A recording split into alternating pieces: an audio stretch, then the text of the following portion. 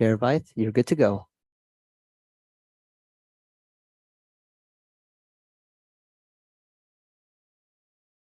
Great start here.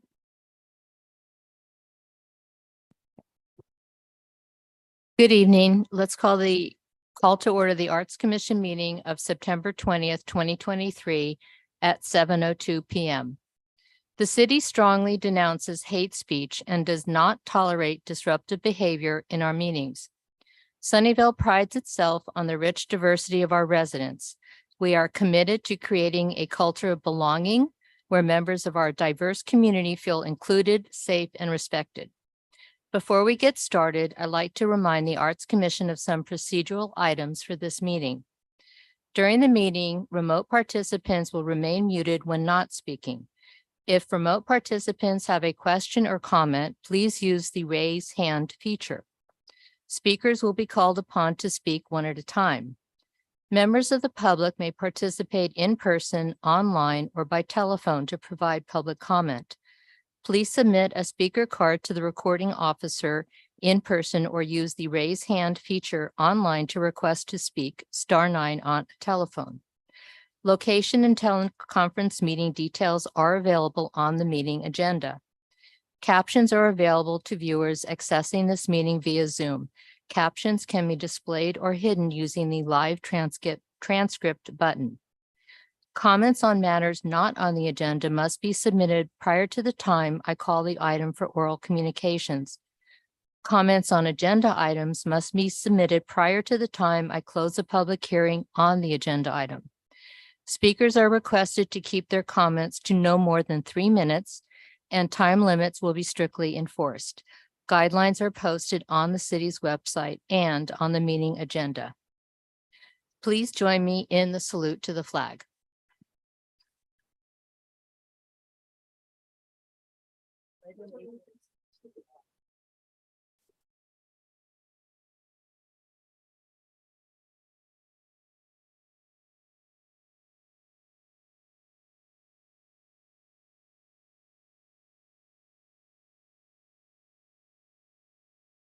Recording officer, may we please have the roll call? Certainly. Chair Vyth, Present. Vice Chair Philly, Present. Commissioner Eskridge, Present. Commissioner Lamb, Commissioner Kaufman, Present. and then we have Council Liaison Cisneros. Present. Thank you. We have 5 present with none absent. Thank you. Members of the public will now have an opportunity to address the Arts Commission on topics not listed on tonight's agenda. This section is limited to 15 minutes and may be extended or continued after the public hearing's general business section of the agenda. Individuals are limited to 1 appearance with a maximum of up to 3 minutes per speaker. A reminder to the public, please submit a speaker card to the recording officer. Raise your digital hand now or dial *9 on a telephone if you wish to address the Arts Commission. I will call on members of the public participating in person first. Then the recording officer will ask remote participants to unmute their microphone when it is their turn to address the Arts Commission. Speakers will have 3 minutes to speak. For members in person, we have a timer with lights. Green means go, yellow means 30 seconds remain, and red means stop. Recording officer, do we have any participants wishing to speak on this item? None at this time. I will go ahead and close oral communications. Now we're moving into the consent calendar. I will go ahead and open public comment on consent calendar items. Members of the public wishing to address the Arts Commission, please submit a speaker card to the recording officer. Use the raise hand function now or dial *9 on a telephone to indicate you wish to speak. I will call on members of the public participating in person first. Then the recording officer will ask remote participants to unmute their microphone when it is their turn to address the Arts Commission. Recording officer, do we have any participants wishing to speak on this item? None at this time. I will now ask for a motion from my colleagues. Recording officer, please conduct a roll call vote. And this is in regard to agenda item 23-0861, approval of the Arts Commission meeting minutes of August 16th, 2023. Do we have a first?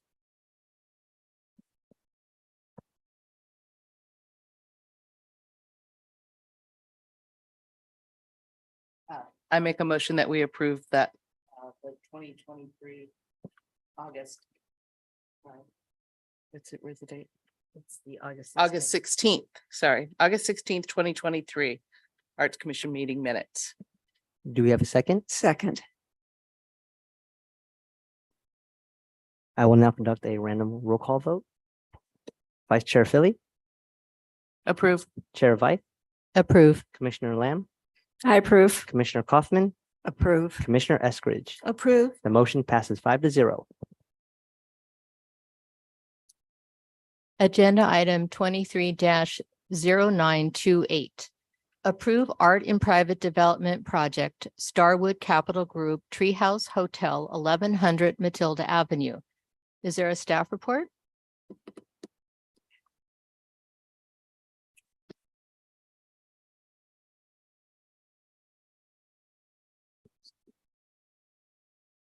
Yes, thank you. My name is Kristen Dance. I'm the public art coordinator here at the city. And tonight we have a pretty packed agenda, including 2 art and private development projects. The first one we're going to be looking at is Starwood Capital Group. They have a hotel called the Treehouse Hotel. It is on the corner of Matilda, right at 237. And so there, you're going to be reviewing their public art proposal for this evening. Staff has reviewed the proposal and we do feel that it meets the criteria of the art and private development ordinance. And so we are recommending that you approve the proposal. So with that, I'm going to introduce, oh, there he is, Isaiah Francis, who is the project manager with Starwood Capital Group. And following him will be our artist, Jason Fan, who will be speaking on behalf of his proposal. Hey, everyone. Can you hear me? Yes. Yes. Great. My name is Isaiah Francis, and I work for Starwood Capital Group and represent the Treehouse Sunnyvale project. This project is a reinvention of the existing or the previous Sheraton Sunnyvale. It was previously 173 guest rooms. Once we bought the property, we are now going through an extensive renovation of the existing campus and reinventing the site and creating a 254 kind of campus and modular tower Treehouse Hotel. Treehouse is a brand housed under our SH Hotels and Resorts management company, not owned by Starwood Capital Group, but owned through an affiliate of Starwood Capital Group. And that brand management company really represents sustainability and eco luxury brands, and Treehouse being one of them. In this project, we are aiming to reinvent the site and create more of a playful eco luxury amenity for the city, and that not only is going to house guest rooms, but also it'll have a brand new restaurant that's going to be the talk of the town. There's going to be an event barn for all the events, weddings, any type of birthday celebration.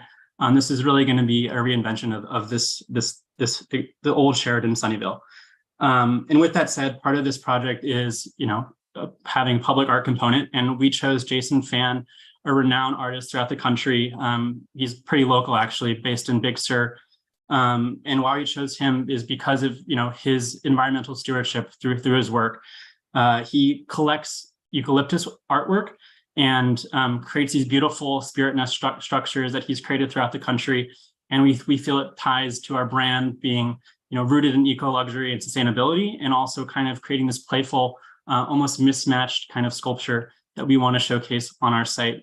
And with that, I'll hand it over to Jason to introduce himself and talk more about our project. Hey, everybody. Nice to meet you. I'm dialing in here from Monterey. I'm at the Monterey Conference Center right now. And yeah, so this has been a kind of a long process. We've been in communication. We started this conversation before COVID, and we've gone back and forth and developed some beautiful concepts. And I'm excited to be working with you. It's good to be here. I've been quite busy over the last 20 years building these sculptures and kind of perfecting the art form, in particular, working with California eucalyptus wood, which is a renewable resource here. A lot of people have been removing massive eucalyptus trees, and a lot of this wood is extremely strong, but people don't generally know how to work with it. So I've developed some techniques and kind of innovated that into building these architectural sculptures. And I have them, like Isaiah was saying, all over the country, in some places where I've been able to really test the longevity of them. We've had the top of Aspen Ski Resort, and this year, over the last 2 years, I did 8 public art pieces in the city of Denver. So I've been able to see how these sculptures hold up over a very long period of time, being in extreme conditions, and also just the craft and the art of working with this beautiful wood and finding some innovative ways to integrate that into education, storytelling. I'm also an educator, and do quite a bit of historical research, and incorporate my pieces into symphonic work, working with different composers and building musical landscapes.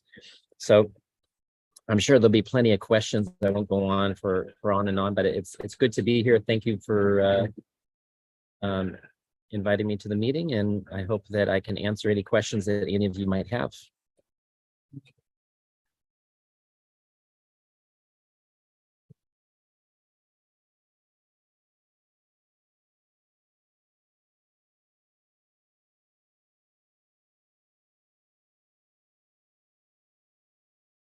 I'm Jason, not- will you present on your slides?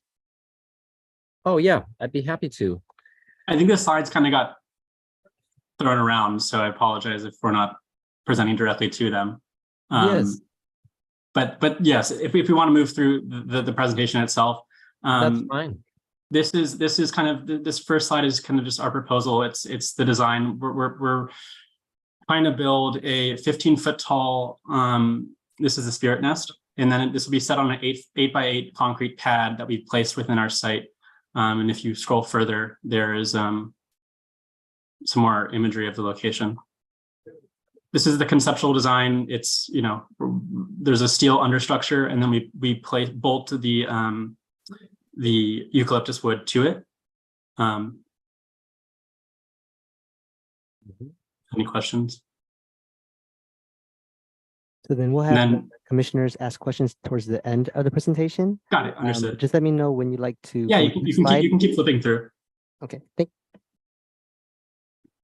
And then this slide, just more, just kind of expression of the materiality, the eucalyptus wood, and the natural aspect of it, and how this looks in, you know, in reality. You can go to the next slide. And this is where we're locating the artwork. It's in the north, you know, the northwest corner of our site. In the report that presented to you guys, that we had some tricky. The site's kind of tricky in terms of locating artwork. We don't have that much to work with. We have some bioretention zones that we have to steer clear of, and on the Matilda frontage, we kind of wanted to place it there. That was our first instinct, given it's, you know, pretty public facing, and there's a lot of traffic there. As we worked through, it just didn't work in our landscaping. Nor did it kind of got busy in terms of there's traffic signals, site signage, bioretention zones, and we felt it wasn't the best fit. So as we discovered additional opportunities in our site, we picked the Bordeaux frontage as it's kind of more pedestrian friendly. It's easier to walk past. It is kind of the Google side as well. If you kind of go just 500 feet further north along Bordeaux, then you hit Google's public artwork as well. So we're creating essentially kind of a corridor of art on that side. That's a little bit more pedestrian friendly and doesn't get as kind of caught up in the busyness of the traffic and in traffic signals at that busy intersection on Matilda. So yeah. And then if you go to the next slide, I believe there's just simple lighting plan. We're just going to have it uplit, and I think give a spec as well on here. If you go to the next slide, yeah, and then this is just elevation. It's going to be 15 feet tall. You know, not insanely huge, but also not totally small. So it's definitely going to be a fixture of our site, and it's going to stand out. But yeah, that's a little bit of the elevation for scale.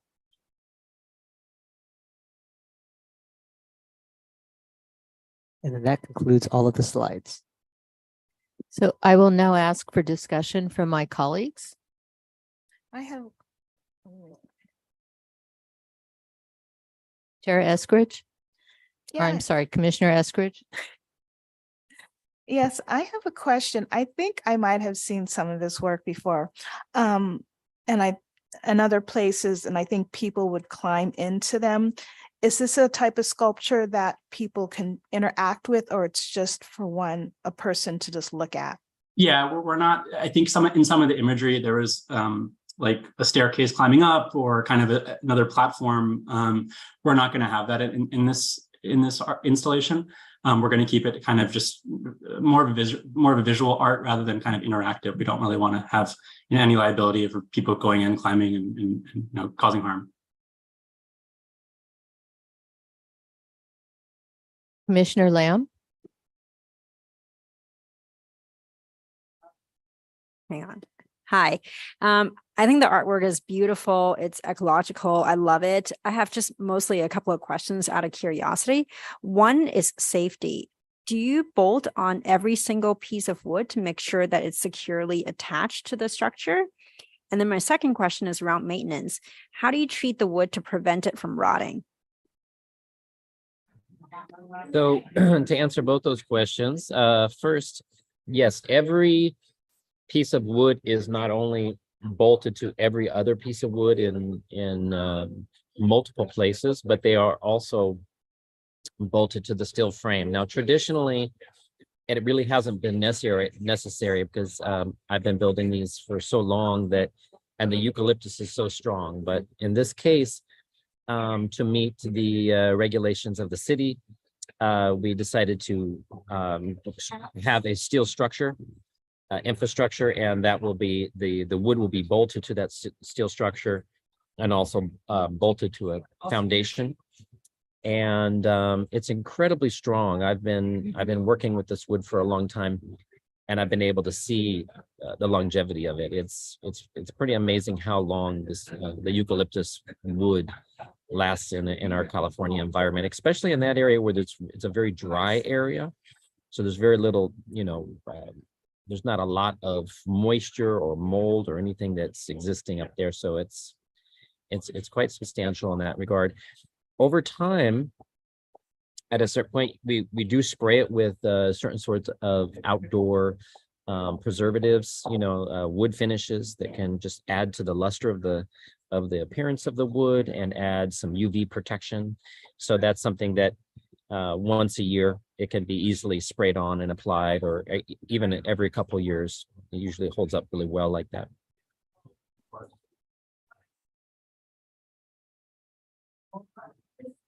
Commissioner Philly.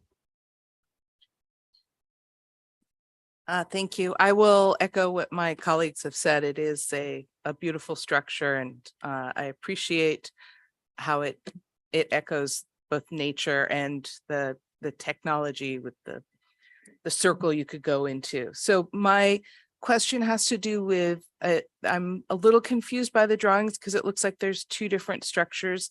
I'm wondering if I'm just interpreting one of them incorrectly, or if there are two different representations of what it might be. Do you know what I mean? There's the Yes. pencil drawing looks very different from the structural drawing, architectural drawing. Yes. So essentially, the first picture, the actual photos you're seeing are the piece that's at the Basalt Public Library.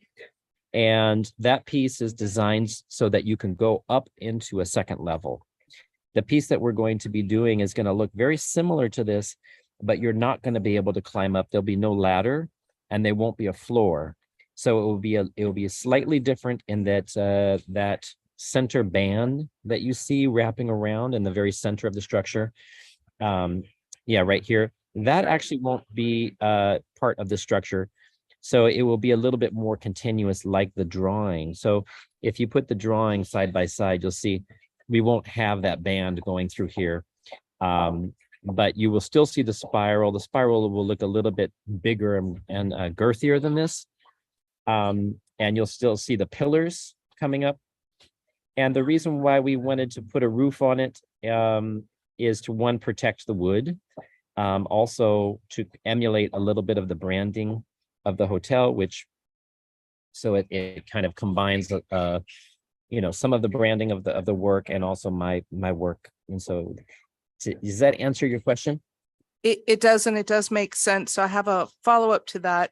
As it stands right now, the roof peaks at 15 feet. It does seem like the archways would be large enough for people to walk through.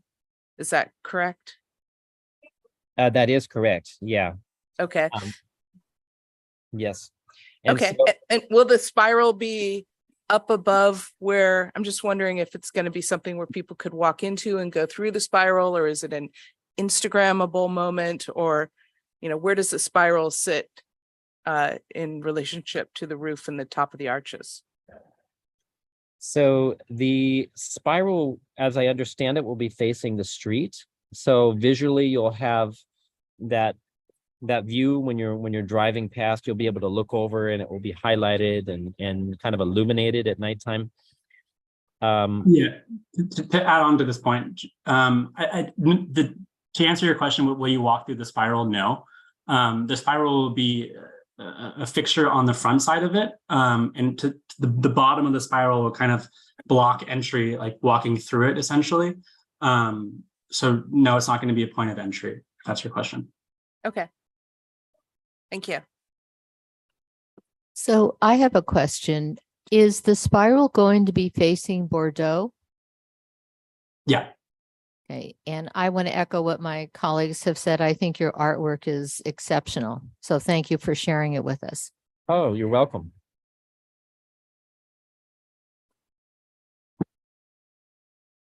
Do we have any participants wishing to speak on this item?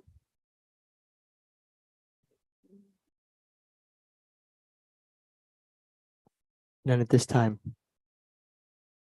I have one hand. Oh, I'm sorry, Commissioner Kaufman. I didn't see your hand was raised. Thank you. I'm a little envious of Denver with, what did you say, 8 of your sculptures? Yes, I have eight pieces, one in each of the public libraries in Denver, and they are using each of the spaces as storytelling spaces. So they're continually being curated. Each one is completely different and a different material.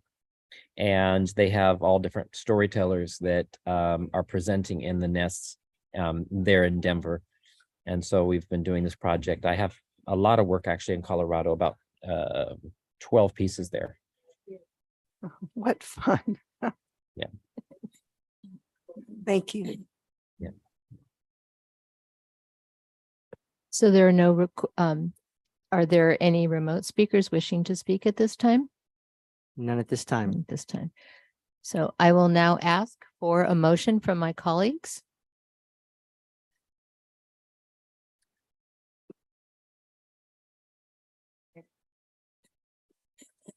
I'll make a motion that we approve the public art at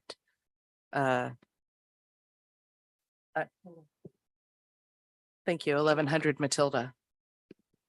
I'll second the motion to approve the art on 1100 in Matilda. Recording officer, please conduct a roll call vote. Chair Vythe, Yes, approve. Commissioner Eskridge, Yes. Commissioner Lamb, I approve. Vice Chair Philly, I approve. Commissioner Kaufman. Approve. The motion passes 5-0. Thank you. So I need to apologize. I had skipped over the first agenda item, so now we're going backwards instead of forwards. So we are going to agenda item 23-0861. Recommend council approval art in private development project Hunter Properties City Line titled Dropping the Ball Phase 2, artwork 2 of 4. And is there a staff report? Yes, there is a staff report. As you know, City Line has several phases to their art program, and the first phase is complete and installed, and we are now into the second phase. One of the first artwork of the second phase is temporarily installed downtown at the corner of McKinley and Aries. I think it's Aries, right next to the Urban Spoon restaurant. And tonight you're being asked to review the next artwork. And usually commission has approval of the final approval of art and private development projects. But as you know, City Line is a very large and very high visibility project. And so City Council has asked to have final approval on artwork for all of those projects. So City Council will be considering your recommendation from tonight's meeting at the October 24th, 2023 meeting. The city has, or I'm sorry, the public art staff has reviewed the proposal, and we do feel that it's consistent with the criteria of the art and private development project. So we are recommending approval of it at this time. And that concludes my staff report.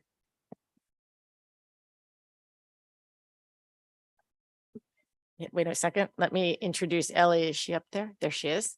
Okay, so Ellie Hunter with she is the art consultant on the project. And she just changed the name of her company. It is Chorus Public Art. I'm blanking. She'll have to. Yes. Okay, so she is actually live with us from New York. So Ellie, if you can go ahead and present. Thank you. So I'll just cue for the next slide when I need to, right? Yeah. So I'm representing City Line, and as Kristen mentioned, it is a multi-phase project with a somewhat complex art program that is addressing all areas of the development. So before I get into the specifics of this piece, I just wanted to review where we stand with the art program thus far. So if you go to the next page, in about the last year, we've installed our first 3 public art pieces, really focusing on the McKinley Avenue corridor, since that is currently the most kind of accessed part of the City Line downtown. And we've really seen a lot of benefits from this ordinance, just getting so much great feedback from the community and really seeing, even in this short amount of time, how it's distinguishing the site and really adding uniqueness and creating a sense of place. We have the temporary installation of Olaf Bruning across from Urban Spoons. And then we have Future Forms on the McKinley median and Woody Othello on the corner of McKinley and Murphy, which is situated in a pocket park on block 6. Just to kind of continue creating a space for people to hang out, have some green space, and be situated amongst the artwork while things are in flux. So if you go to the next slide, right now we're looking towards expanding the art program up into block 3 as that site is being developed. So hopefully moving Olaf's pieces under the redwoods. And then we're looking towards Francis. We'll be talking about that next time we're presenting. And today I'm going to talk about the pink dot in the top right corner, which is an artwork by the artist Camille Henro. So if you go to the next slide, we chose Camille Henro because we really wanted to work with a female sculptor, partially because women are often actually underrepresented in the monumental public art realm. And also because it's really important to us to have gender parity in the artists that we choose to represent, that we choose for the site. And moreover, she's one of the most renowned contemporary sculptors to date. She lives in New York and is from France, and she moves between painting, drawing, sculpture, and film. And it's really incredible to see how the subjects that she tackles kind of transition amongst these mediums. And if you go to the next slide, I just wanted to touch on some of the ways that her work has been given this kind of recognition for both her skill and her ideas. She's been awarded a Smithsonian Research Fellowship. She won the Silver Lion Prize at the Venice Biennale. She's been in public sculpture exhibitions at the Rockefeller Center and at institutions in Europe. And then the next slide just shows her exhibition history at the Hirshhorn Museum in DC, the Tate Modern in London, just to name a few. So she is an extremely rigorous artist with a fascinating body of work. If you go to the next slide, I wanted to share some past work that focuses more on her sculptural body of work. So Camille Henro is really interested in psychoanalysis and how we structure systems of information. And she creates these figures that are in these kind of perpetual states of shifting between human or animal or plant-like, and you can never quite tell if they've arrived at their final form or if they're still in these kind of morphing phases. So in the figures on the left, it's this series where she had these tablets and iPads, which you can kind of see in the back figure, morphing into these bodily forms. And the whole show was on these rubber mats that you would see in a children's play space. So they had this very kind of playful quality. And she also features a lot of orbs and globes in her work. So on the right, you see this fin kind of having this light touch or this kind of like suggestion of mastery in a certain way in relationship to this orb, but it also looks like it could roll away or be flicked away. And then if you go to the next slide. And one thing that I love about her work is that even though she's taking on these heavy subjects and dealing with a lot of psychoanalytical subjects, her sculptures really have this feeling of whimsy and bring both the gravitas of her ideas while taking a very poetic form. So if you go to the next slide, this is her piece at Rockefeller Center. And then next slide. So here I wanted to show the piece that we're proposing for City Line in front of a rendering of the building it's in front of that really brings out the character of its materials. I was really interested in having a sculpture that is both conceptually and physically drawing people from the historic downtown into the City Line downtown. And loved the way that the bronze and the patina of the bronze work with the terracotta panels and all the material characteristics of the development behind it. And I also liked the connection that Camille is using these technologies or these kind of technological methods to render these hybrid forms, but casting it in bronze, which is this material of antiquity. So it's kind of speaking to this connection between the old and the new, and creating a really nice transition on the pedestrian scale from historic downtown to City Line. So if you go to the next slide, actually, if you go 2 slides, so you can look at the sculpture while I read the artist statement. So Hinro plays with the ability of bodily gestures to convey a mood in the absence of language or facial expressions. As you can see, the sculpture features a foot perched atop a bronze orb that is polished to appear as though it's spinning. The rounded leg arcs into a second, slimmer limb with architectural supports. So here you're seeing a form that embodies contradictions. At once, there are these kind of iconic symbols of power and support.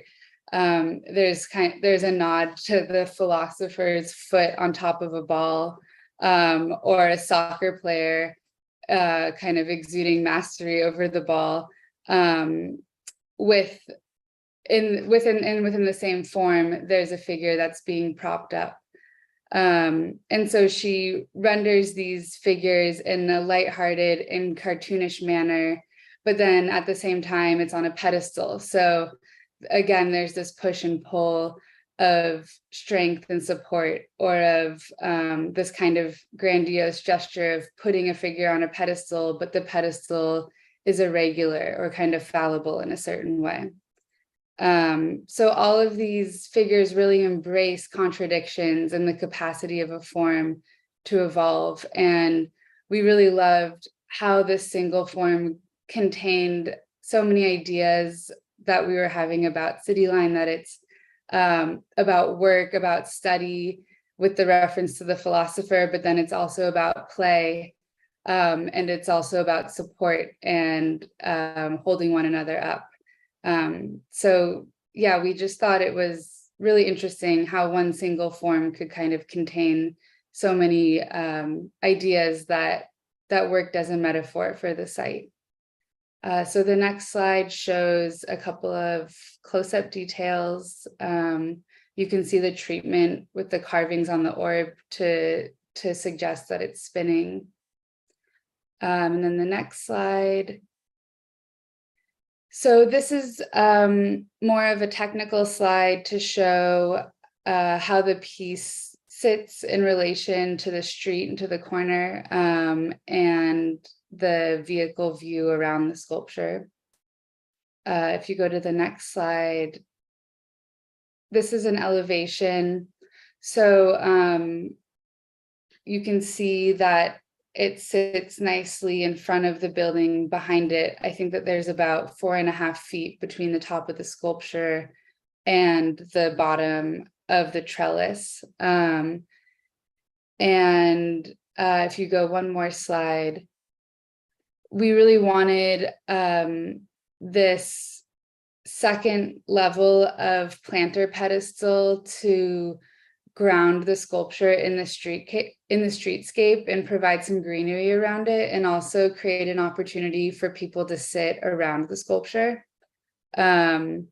So one facet of the planter will have a bench, so it feels really relevant to that pedestrian scale, which is important to us because even though it is on this street corner, it's different than an isolated campus or a one-off building that is mostly viewed by passing cars. We're really trying to address people actually coming and spending time in the downtown on foot, in terms of the proportions of the work. So next slide is a lighting plan. It will be lit with uplights that hit the sculptures. So dark sky ordinances are, so it complies with dark sky ordinances. And then we'll also nest a couple of spotlights in the trellis above. And then the next slide is just a brief maintenance plan. Bronze is a material with great longevity and it's quite easy to maintain and clean. And then the last slide is just one more overall view of the piece. And yeah, we're really excited to share this sculpture, both conceptually and materially. Think that the form fits really well at the site. So yeah, thank you.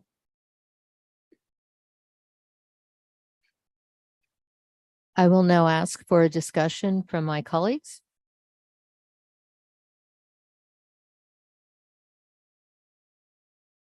Vice Chair Philly. Thank you. And thank you, Ms. Hunter, for the presentation. I have a question.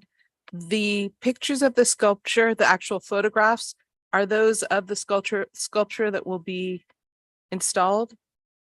Yes, so the sculpture was created at a foundry in Italy, and it was displayed once in Europe, but it's never been shown in the United States. Okay. The sculpture in the photograph has like a bar attached to it that goes down to the ground. And I'm interested to know the interpretation of that. Is that a functional thing or is it part of the piece? Like if it's physically supporting the piece. Right, because it's not in the artist renderings that are in. I don't see that portion of it in the artist renderings. So I'm just wondering if it will be included in what's installed or. Yes, so that is a part of the piece, and that's part of this concept of this dichotomy of one leg conveying like power and mastery in a certain way, or strength, and then existing inside of the same figure that has this kind of support structure to it. So that is a part of the piece. The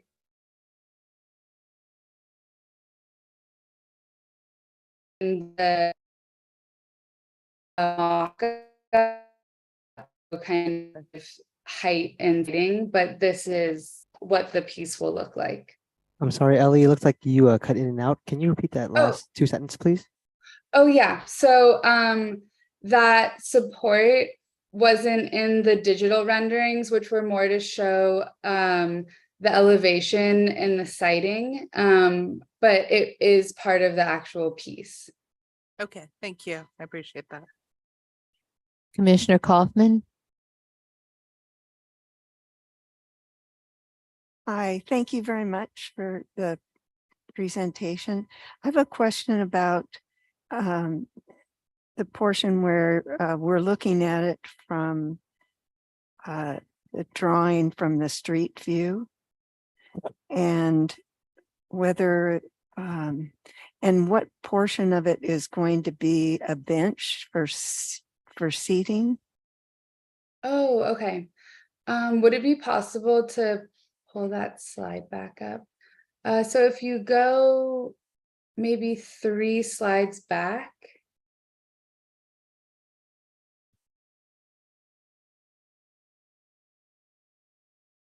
Yeah. Yes, to this one. Yeah. So the idea was that the planter would have a wider edge on this left side, which could be used for seating. The planter is an installation strategy. It's not a physical part of the piece, so that can continue. It's more like a base to site it on this on the corner. So this can be like adjusted if needed, but the idea was to have this left edge be a place for people to sit. And how high is that? The left? I believe Right. it's about 2 feet high. Can we go back to the drawing that showed the dimensions? Oh yeah, 1 foot 8 inches high. Okay.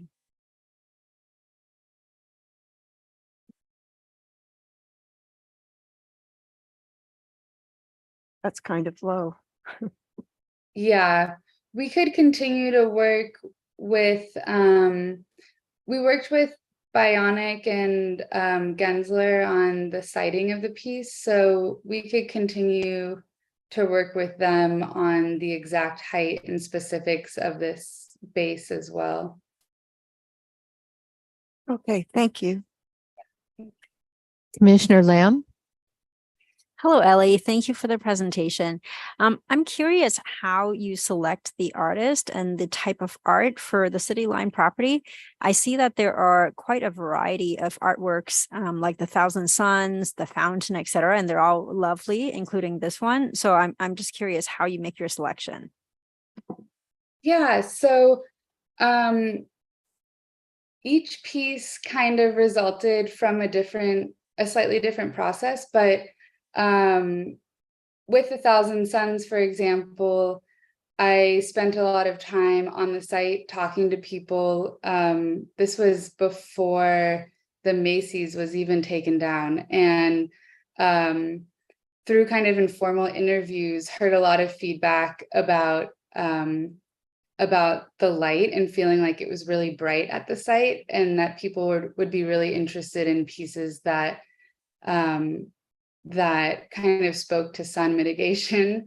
And that's what led us to develop the canopy with future forms. And then that was kind of a springboard to the piece we worked on with Woody, who was inspired by all of those conversations and wanted to make a piece that was specifically about water. And this kind of idea of the complexity of our relationship to water, how sometimes it's this thing that we revere and depend on. But then there's this feeling of scarcity or anxiety around water. And then with Olaf's pieces, we wanted something that felt a little bit more interactive. And so they spoke to both this kind of tech culture and emoji language, and also have this mirrored effect. So each one has kind of addressed a different theme or idea that we've seen in the site. And since there are so many pieces across the site, it's been kind of this unique challenge to think about this matrix of ideas and people we want to represent, both in terms of the concept of the artwork and the artists themselves. So having gender and racial diversity amongst the artists, working with local artists and artists that are internationally recognized. So these kind of pieces have been building upon themselves as we select each artwork. And as I mentioned at the beginning, it was really important to me for this piece to work with a female sculptor. And I wanted a piece that spoke to some of the themes that we were identifying for the site of this kind of, it's not a single office building where one tenant is doing one thing. There are so many different uses happening in this one space, and the artist spoke to us in the way that she was kind of embedding these states of becoming one thing to the next within a single sculpture. Thank you. Commissioner Eskridge? Hi, Ellie. So my question about the base or the sitting area, since you said it's not a fixed design yet, I would almost like to see a rendering where there was more roundness to the seating area to sort of mirror the softness of the sculpture as opposed to just echoing the structure of the building. Okay, yeah, that's good feedback. With Woody Othello's piece, we kind of spent some time developing with the same group with Bionic, how the seating and kind of environment surrounding the sculpture and pedestal would work. And I feel like, yeah, spending some time thinking through how people will interact with that site was really important to the final installation. So it's great to have this feedback in the process too. Yeah, I appreciate the seating at the Othello one. I used it a few times and realized like you have to sit at different seats if you have an iPhone or a different thing, but I appreciate the solar aspect of it. So I thought, I don't know if that's your guys's doing, but it's really kind of functional seating and I really like that. Oh, good. Hi, Ellie. I've been involved in many of the pieces that you have put forward for us for review. And so I want to thank you for picking such great artists. And this one does not disappoint either. So thank you for your work. Thank you. Recording officer, do we have any participants wishing to speak on this item? None at this time. Do we have any remote speakers wishing to speak? None at this time. I will now ask for a motion from my colleagues.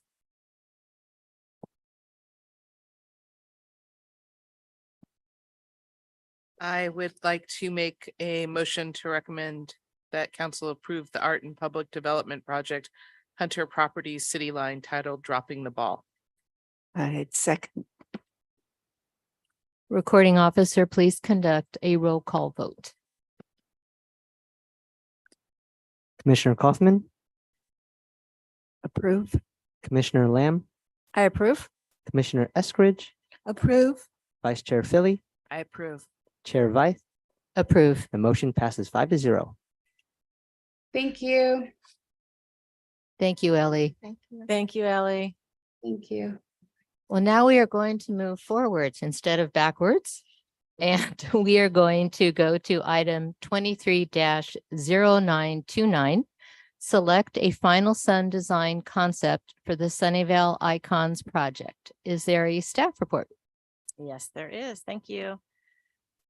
So as you know, we've been working on this project since, well, for quite some time. In November of 2021, we received the allocation from the Public Art Fund to do the project. So we began working on it. We, since that time, have identified our icon. Back in May, City Council adopted the sun to be our icon. And so we're now in the second part of this where we're designing the icon. And so we've worked with a graphic designer to come up with a couple of ideas. And then the next part of that would be to go back and start working with a fabricator to really get into the nitty gritty of designing these sculptures for the icon project. They will be made of fiberglass. And so it still remains to be seen what kind of engineering that is going to need to be underneath there to support these. We won't know that until we pick a final design to go forward with. So at the May meeting, the council also authorized the Arts Commission to make this choice, the final choice on this design of one of these three designs this evening. They also, we also selected 6 locations, 6 parks within the city where we will put these. And right now we're looking at 3 to 5 sculptures per park. The final amount will be determined by the budget. And that will be determined by the engineering of each of the base sun sculptures. So we don't have an exact number yet.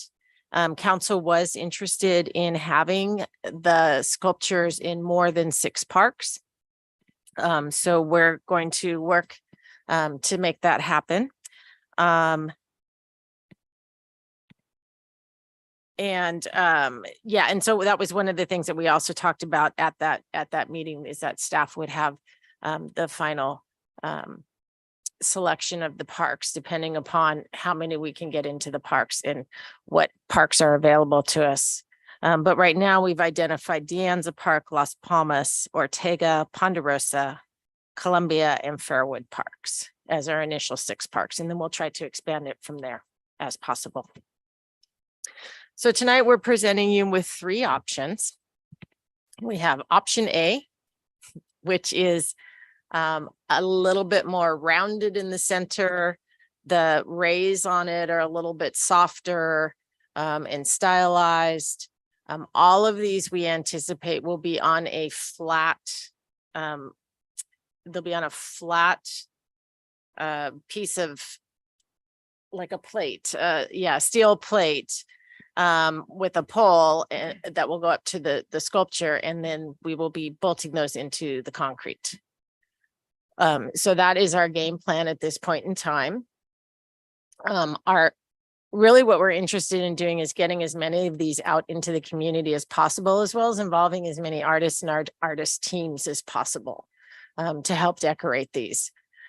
So we have option A. Option B is a little bit more, what do I want to say, that the rays are a little bit sharper edges. But again, we're envisioning that would be rounded in the middle, a little bit more rounded in the middle. And option C is an option that we kind of came up with after a lot of discussions. It's very stylized, but it would be flat on both sides. So, but it would be flat, but each of the rays would probably be much thicker than the other 2. So that was kind of the discussions that we had. So we brought it forward to you tonight to make the final decision. And then we will keep working on it from there. We're hoping that we're going to be able to start installing these in the spring and summer of next year. Thank you. Now I'll ask for a discussion from my colleagues. Commissioner Lamb? Thank you, Kristen, for the presentation. A few questions. Number 1, are these intended to be temporary pieces or permanent pieces? Second question is, what is the height that we're aiming for? And the third question is for options A and B. I couldn't really tell in the center of the sun ray, is that supposed to be completely flat, or is that like a protruded, like a dome-ish type shape? Okay, good questions. Yeah, Trenton was just reminding me, I forgot to mention the height. But we, in working with the graphic designer, we determined that these would stand 6 feet tall at the tallest of the rays, and they would be about 4 feet in diameter. So about 2 feet of up off the ground at the bottom of the rays. Option A and option B, yes, you're right. We are looking at that as kind of protruding and being a little bit more rounder to give it a little bit more depth and thickness through the middle, as opposed to option C, where we were thinking of something that was going to be a little bit more flat, but thicker all the way around. Whereas the rays of, say, option B could be more like this to the end. So not quite as thick. I'm sorry, what was the first question? I forgot it. Permanent versus temporary. Oh, temporary. These are considered to be temporary. We're hoping that they'll be able to last a couple of years temporary.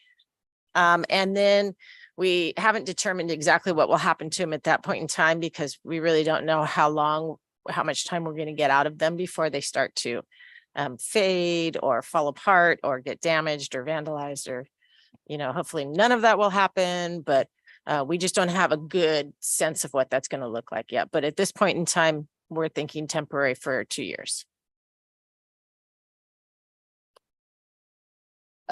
Excuse me, Commissioner Eskridge? So I understand. So are these 2-sided or 1-sided? They'll be 2-sided. So they'll be painted on both sides.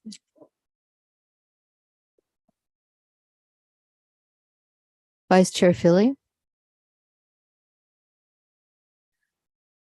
The option A and B, you say that the center will be, 3-dimensional, right? Like a little bit of a poof, but how much, like a ball, or like it's round as seen from the side, or more like an ellipse? That's a good question. We're not sure 100%. We did know we didn't want it to be completely flat. We wanted it to have a more but a lot of that's going to depend on what the fabricator says we can do, and how that affects the pricing. So we're imagining it's going to be more like an ellipse, but we don't know 100% for sure because we haven't started the actual, design or engineering of it. So. Okay. And the next step after the production of them is that they would go to artists, and then artists could interpret them any way that they wanted to reimagine them. So for instance, if we chose option C, an artist could attach half of a beach ball to either side and make it, round, or do what they could do whatever they want. Correct. Yeah. Yeah, well, so basically what's going to end up happening is we will go through our normal process for selection, artist selection, where we will do an open call and people can apply, and they will be selected.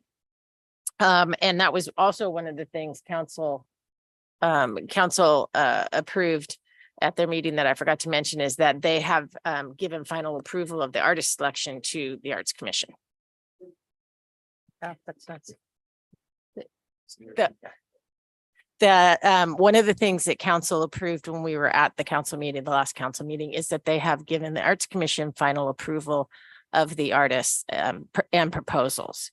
Now, there will be a selection committee that will whittle down the applicants, and we will go through our normal process like we did. It will be the same process we use for the utility box projects, where we will choose the artists, get them on contract. They will come back to us with a design, which you will review and approve before they actually do the painting. So we'll know what's being put in before it goes in. Yeah. I have other questions, sorry, about the structure from the drawings. Of course, it's one dimensional, but it looks like that the support is in the back. Am I to assume that there'll be two faces with a support in the middle, understanding that the fabricators are going to do what the fabricators, but that's your vision is? That's our vision, is that the artists are going to have as much surface space as possible to work with, and that it'll be seen from both sides. So it'll be 3-dimensional when it's in the park. Right. With the B and C being spiky, do you foresee any danger to the public with that? Well, hopefully not. But again, we only went so far with all of these designs pending on what your preference was going to be. But that would certainly be something we're going to look at. We're not going to design something that somebody's going to walk by and poke their eye out on. So we're going to have to figure out what these are going to look like. We still have quite a bit of work to do. And it's important to remember that what you're seeing up here tonight is really just to give you a visual so that everybody's kind of on the same page and approaching it from the same direction. But what we end up with once we go through the fabrication process may not look exactly like this. Might be close, but it might not be exact. We just don't know what our parameters are yet. A lot of unknowns still. So it's the process would be, once we chose an option, it would go to the fabricators, and then that would be it for you would get what you. Correct. And I anticipate that we're going to hand these to the fabricator, and they're going to say, well, you can't do this. It won't support itself without you putting an armature of some kind, or, that kind of thing is going to be coming up. And I don't know what that's going to look like yet. So, yeah, but that is the next step, is those are the questions we want to get answered next. That will tell us what our budget's going to look like. That will also tell us how many we're going to be able to have. And that will tell us where else we can possibly place these within the community. Commissioner Kaufman? Yes, I was wondering about the stability of these. Well, they're going to be stable. They are. Okay. I don't know how 100% yet, but yes, they're going to be stable. We're not going to put anything out there that, if a kid tries to hang on one of them, it's going to fall. Those are going to be metal poles. Okay. So they'll be strong. The pieces themselves are going to be fiberglass, but fiberglass by nature is pretty strong. and not going to be able to push over. No, not going to be able to push it over. The wind's not going to be able to take it away. Okay. Well, unless we. Yeah. Yeah, it's similar. So when you think about the hearts of San Francisco, Yeah.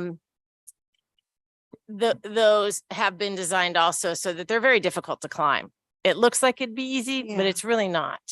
But at the same time, people are very, very respectful of all of those. They haven't had a lot of issues with vandalism or fading or anything else. That's one of the things that when we put out our RFQ to the artists and we do our call for artists, is that they'll have to address the longevity of these. How are they going to treat these so that they aren't fading and so that they have some UV resistance? How are they going to battle graffiti? Because the artists don't want that any more than we do. So, yeah, so that'll be something that will be included and the artists will have to speak to before they're selected.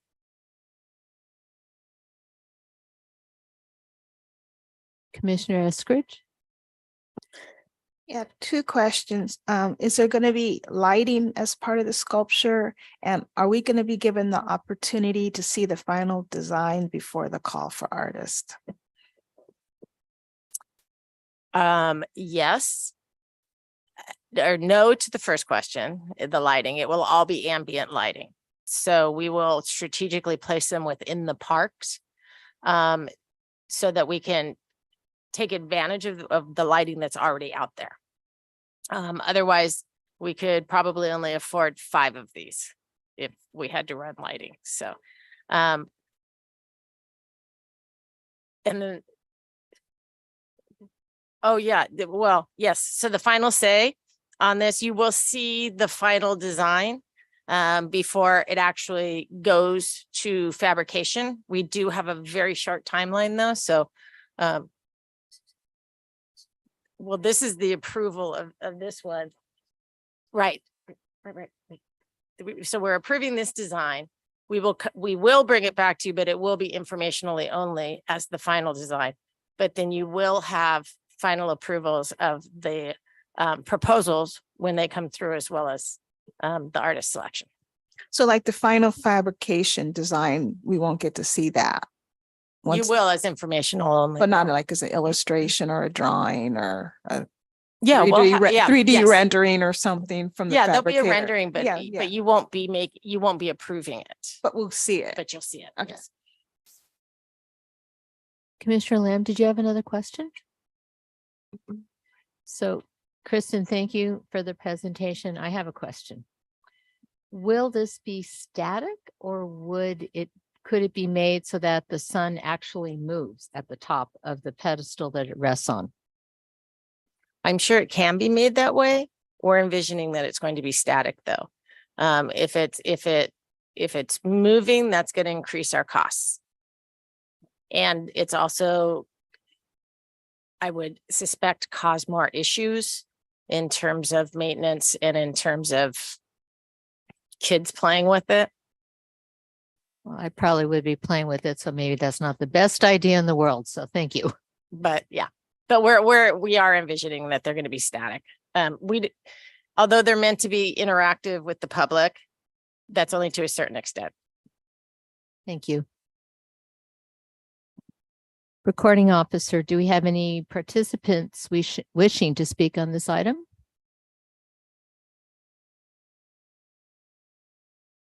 None at this time. So how would you like to do the vote? Oh, you have a question? Yes, go ahead. I'm sorry, Commissioner Eskridge.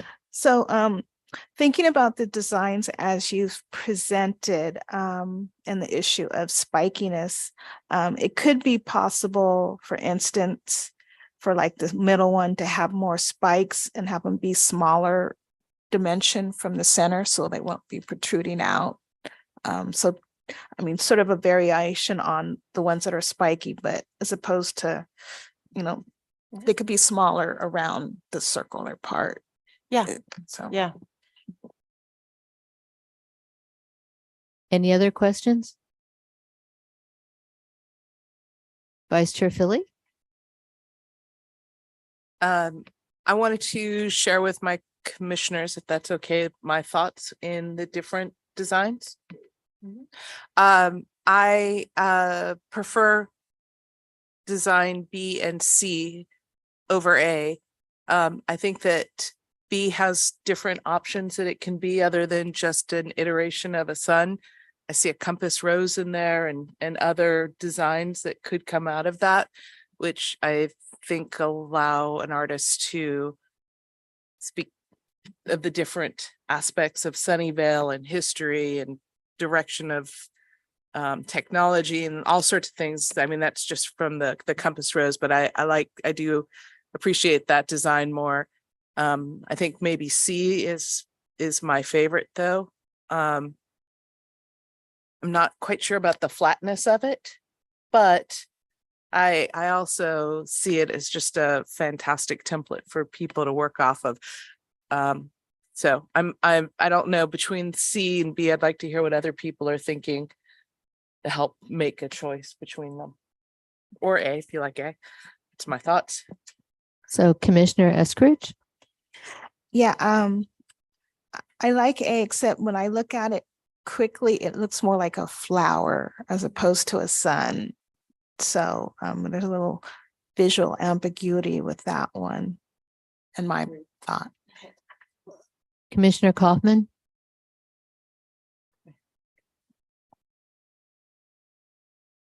I just wanted to point out quickly that although these are concepts, as pointed out by Commissioner Philly, if there's portions of one that you'd like to see on the other, like for instance, her comment on C, but like the dimension of A and B, it's within reason that the commission could make either a motion or an amendment to say that they'd like to see C with more dimension similar to A or B, and then everybody can agree on that as well. Or as it mentioned earlier, you could say, I'd like to see it with the smaller points. So I wanted to make sure you understood there's a little bit of latitude here, that these are just in order to facilitate discussion and to get us to a final design. But we want you to feel like there's a little bit of latitude within the designs you see here tonight. Thank you. Sorry about that. Commissioner Kaufman, did you have a comment? Yeah. Well, that throws things open. Um, We could be here all night. Yeah, I was going to agree with Commissioner Philly. Those were also my two preferences, and possibly taking the 3D dimension to option C might be a possibility. Thank you. Commissioner Lamb? So since we're sharing our thoughts on what our preferences are, I'm actually a little surprised by that. But anyway, my preference is option C. I echo some of the comments earlier, I think from Chair Veith, too, when we think about how to creatively adorn these objects, how some people may choose to do multimedia art forms with it. They might want to attach things to it. And I actually think that a flat surface lends to more possibilities that way. I've seen the hearts in San Francisco and I think they're absolutely beautiful. What I've observed is that they tend to mostly focus on painting. And so if we want to encourage a greater variety of art media, the flat surface may be an asset. Commissioner Eskridge? Oh, I'm lowering my hand. I don't have a question. Okay. I think that my preference is option C, and I don't know that I would change it, although if it were changed to be more dimensional as A and B with the circle in the middle, it may lend itself to more creativity on the part of the artist on what to do with that particular section. But I would be just as happy with it as is. So does anyone else have any other comments? Okay. So recording officer, now that we've all commented again, do you have any remote speakers that wish to comment? None at this time. And how would you like to take the vote for this? So I'll call on each commissioner one by one. If you could give me your preference, I'll take note of it and the majority will win. Feel free to take your time.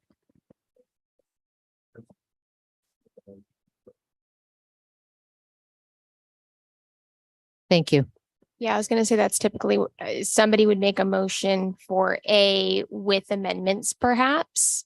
So you could say option C amended to have it be more, have dimension to it.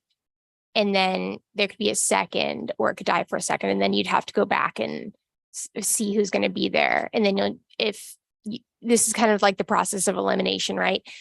You might get a first and a second, and then the rest of the commission may say like, no, let's try it again. And then you would just revise and revise. So that would be how this would work, I think. So what you're suggesting then is that we have three different motions. No, or more- just one. You start with one. Okay, And then that's good. start with the one motion. Somebody just throw out their preference, see if somebody will take it, and then you would have a whole vote on that. Oh, I see. Okay. And once you have a second, it'll need to go to a vote, kind of regardless. Okay.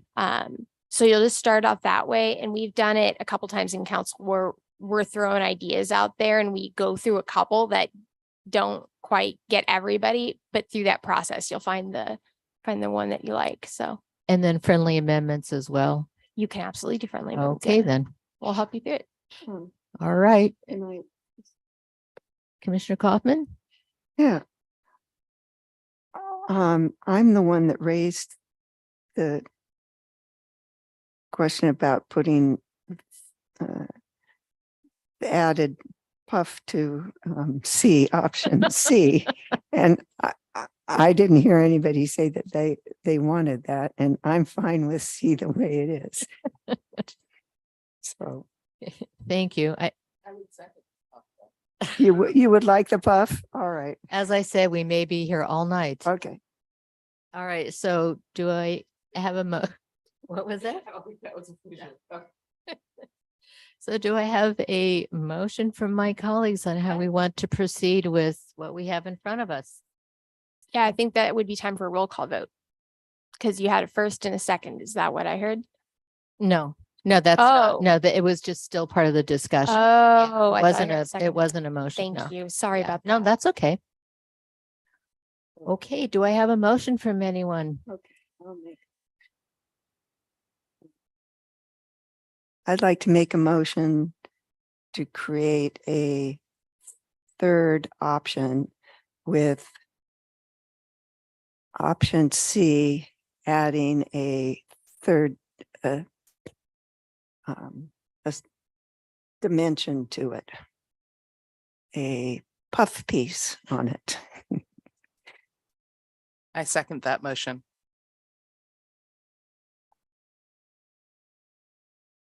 Recording officer, would you like to conduct a roll call vote on that motion? Chair Vice, Yes, I agree. Vice Chair Philly, Agree. Commissioner Eskridge, Agree. Commissioner Lamb, I do not agree. Commissioner Kaufman, Agree. and then Council Liaison Cisneros. Now that it has a quorum, would this pass, or do they need full It's majority? Yeah, It's okay. it just you just need 3 Yeah. to go through. And then the motion passes 3 with 1 no. four. Four. Sorry about that. It's okay.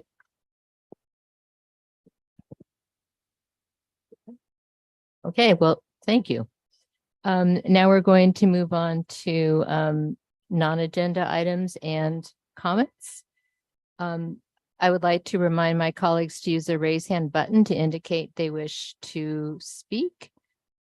And I would like to start by saying that Vice Chair Philly and I attended the chair training for boards and commissioners, and it was quite extensive.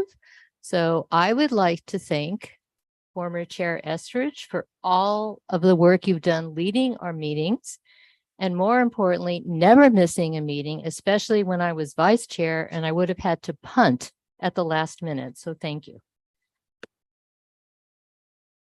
Does anyone have any comments that staff, do you have anything that you would like to add at this time? I do have a comment. Oh, I'm sorry. I didn't see your hand. I'm sorry. No worries, all good. So I just wanted to follow up on a topic that we had discussed in the previous commissioner meetings about art in the park. And so this is really just an update to share with everybody on what the progress is. So thanks to staff, we have come up with a few ideas. We've eliminated some out of logistics and feasibility, et cetera, with the Parks Department. So the approach that we're taking is number one, the location is going to be at Washington Park, just like what we did last year, with a great deal of success and engagement with the community. The second bit is we had explored various locations, various art forms, et cetera. We eliminated the things that were not deemed feasible, like adding lighting and using park power outlets and things like that. What we have settled on is decorating the fence around the kids' playground at Washington Park. I think some of the discussions that we've had in previous meetings is that we want this to be inclusive. We want the community to express the way they celebrate the fall, be it Halloween, be it Day of the Dead, be it, whatever their celebration is.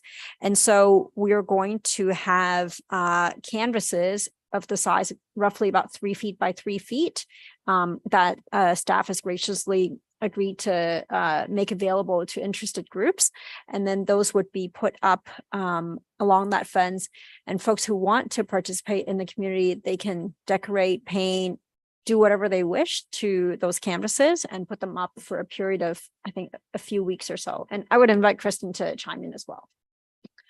Yeah, so I don't have the exact dates off the top of my head, but it's about a week before Halloween, and then through the month of November, that it'll be up. So we're still hitting Arts and Humanities Month in October, but we've also by changing it from a Halloween theme to a fall or autumn theme, we were able to extend that a little bit longer. So the flyer for that is in process, and I'm hoping to have that finished by the end of this week. But I can't make any promises, but it is with our marketing department right now, and we are working on some final details. I did order canvas and grommets, and they came in. So if anybody cares to volunteer to help cut canvas and put the grommets on, that would be helpful, because we're thinking, I think it's 15 to 18 pieces of canvas that we're going to be preparing for the project.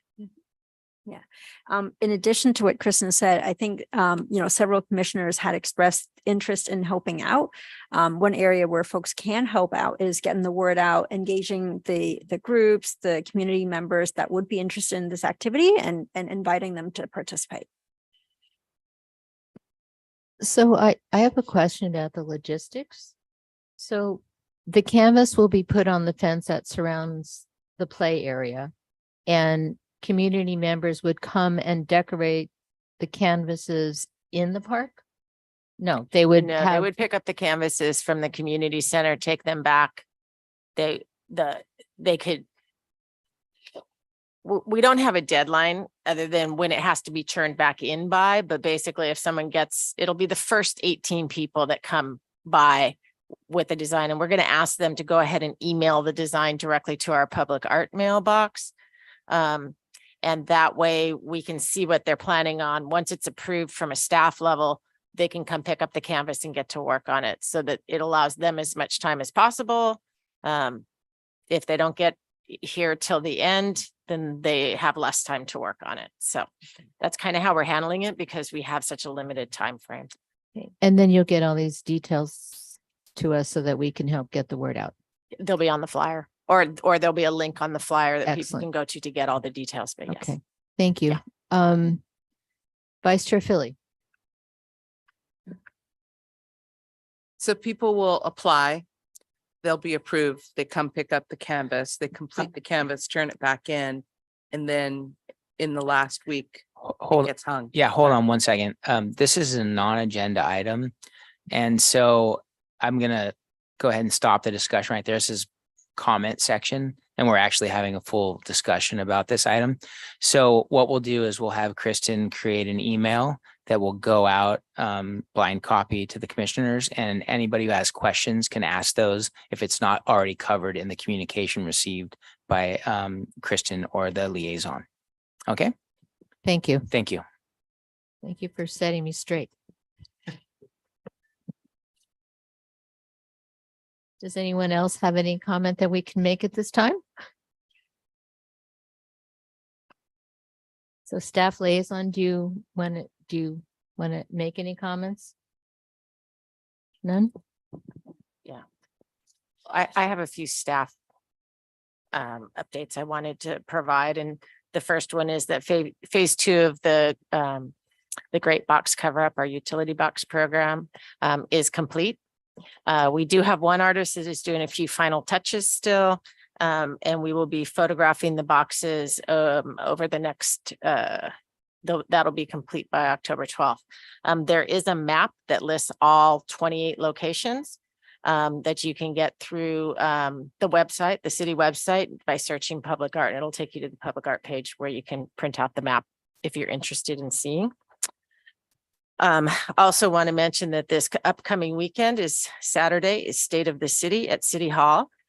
We will have 6 artists from the Sunnyvale Art Club who will be participating in live painting demonstrations the day of the event. So they'll be sitting and painting so that the general public can go and meet them and talk to them and ask questions.